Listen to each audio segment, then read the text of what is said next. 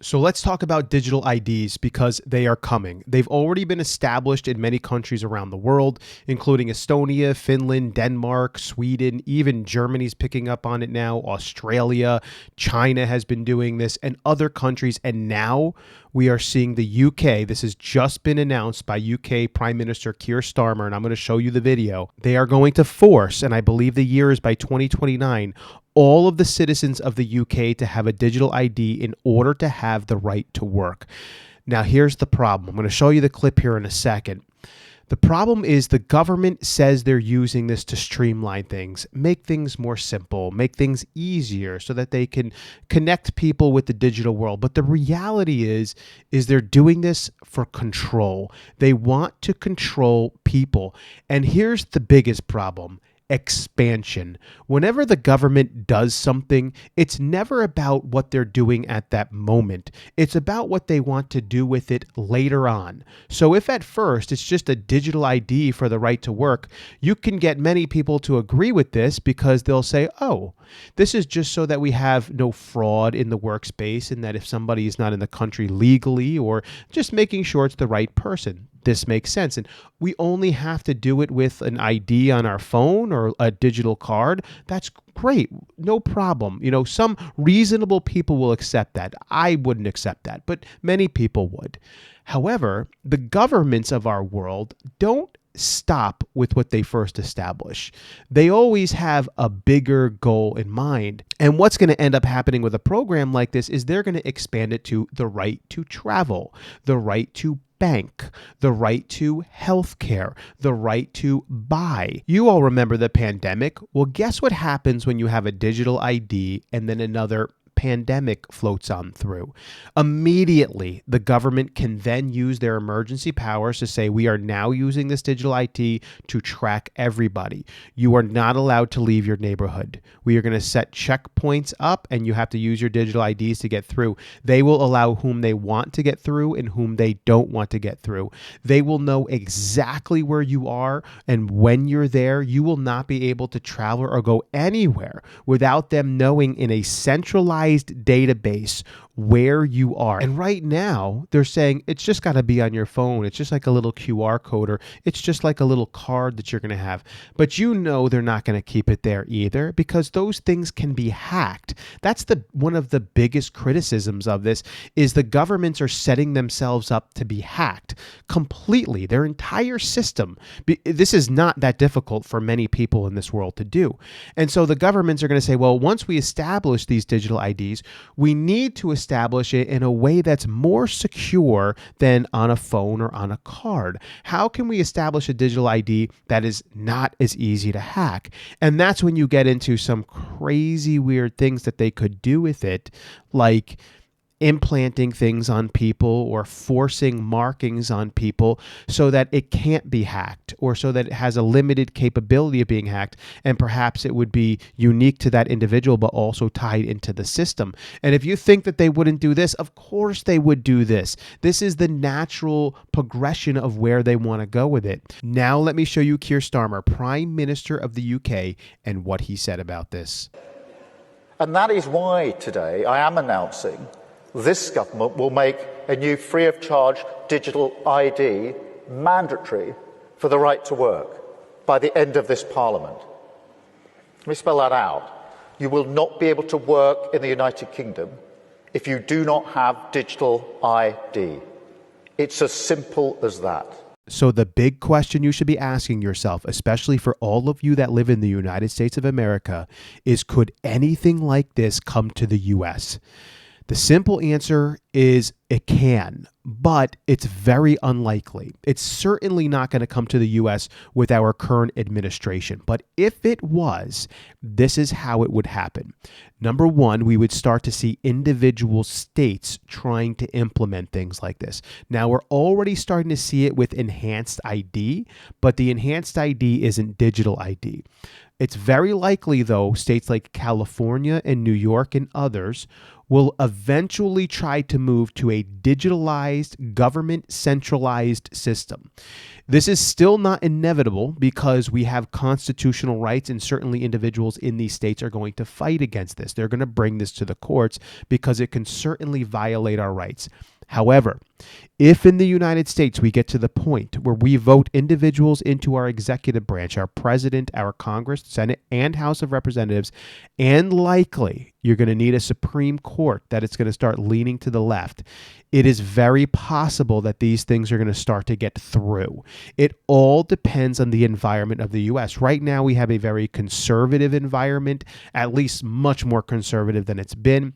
And this is an environment that is going to push back against and block, not allow digital IDs. However, there is a way that could lead to digital IDs in the United States a lot quicker. And this would be some sort of calamity, something like a World War III or another pandemic far worse than the one that we had before. But are you noticing that we're starting to see things like World War III headlines popping up lately?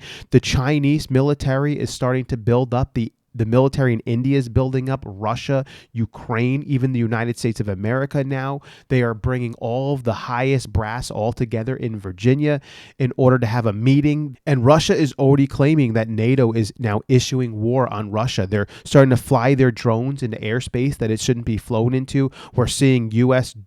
fighter jets scrambling. And now some of this does happen throughout the years. This is not like some things are unprecedented. The drones flying into Poland airspace, that's a little, more than what we've seen. But all of a sudden, these things are starting to line up. If we see the right type of calamity occur in the world and in the United States, it is very possible that a digital ID could come to a place near you a lot quicker than you would think.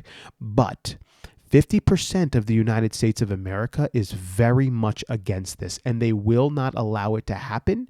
So I don't see it happening anytime soon, but there are people in high places. And remember, we are not wrestling against flesh and blood. This is not a flesh and blood thing, okay? Even though the UK Prime Minister is making this happen and other world leaders are making this happen, this is a design of principalities and powers of darkness. They want control. They want monitoring. They want flexibility to increase what they're going to do with it into the future. They could even introduce the digital ID as a requirement to go into your house.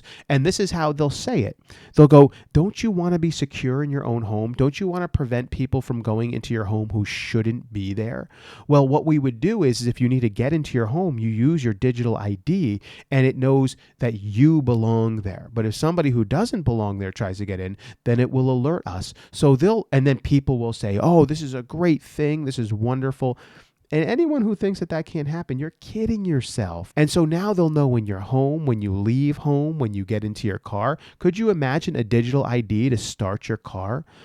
They're requiring all these cars to be electric cars in the future. They're going to mandate it.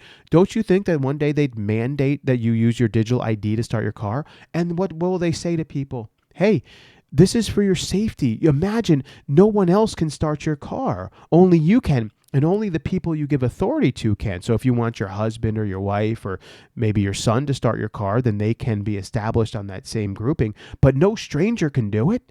And people are going to say, oh, this is so great and wonderful. So they know when you leave your home, when you get into your car, when you go to work, if you go through a toll, they will be able to see you at every moment.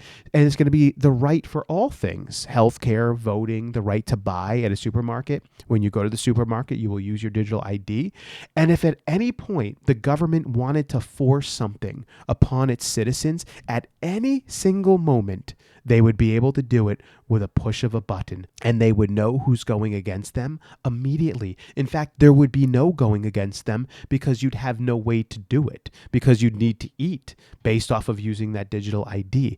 And for those of you that are Bible believers out there, you know where this is eventually going. Is what Keir Starmer talking about right now the mark of the beast? I don't think so. I don't think this is the end times mark of the beast. The mark of the beast we know is going to be something on the hand or the forehead. It's going to be some sort of a symbol. It could be a chip. It's a marking. We know that it's a marking. We're not exactly 100% sure. We do get the number of the beast being 666. I don't know how that's going to play a role in it, but it does make sense that eventually they would move something like this to being implanted or marked on people, because one of the great criticisms they have with this system is that it's hackable. You can hack into the phones. People could take your phone from you. They can take your card from you. It's not attached to you. So you think this is foolproof, but people could just steal other people's phones or SIM cards or chips or whatever they need to take from them in order to use this. And the governments are going to say, hey, we need to establish a more secure way of dealing with this. So what we're going to roll out is digital IDs, but we're going to roll it out and we're going to have it put in your hand. We're going to have a little, tiny little thing put into your hand, and then you're going to use that, and that'll be attached. And many people will say how amazing this is, how great, because it can't be stolen from you. It can't be taken from you. Who's going to take it from you? They're going to have to take your hand off. But guess what's going to happen? Eventually, as the world moves forward, it's very likely that people will eventually, if they need to do something despicable or take an ID from somebody, they'll rip it off their hand, take it off their hand. And you'll have individuals who will start to, or certain countries, certain places would put it on the head, the forehead. It would make a lot of sense. A lot harder to take somebody's head than it is to take somebody's hand. For those of you who aren't Christians, maybe this is too hard for you to believe, but you have to understand that the governments will eventually take it to these places in the name of safety and security. And it'll look amazing to those who don't know Jesus Christ and who are not bowing their hearts and their knees to him.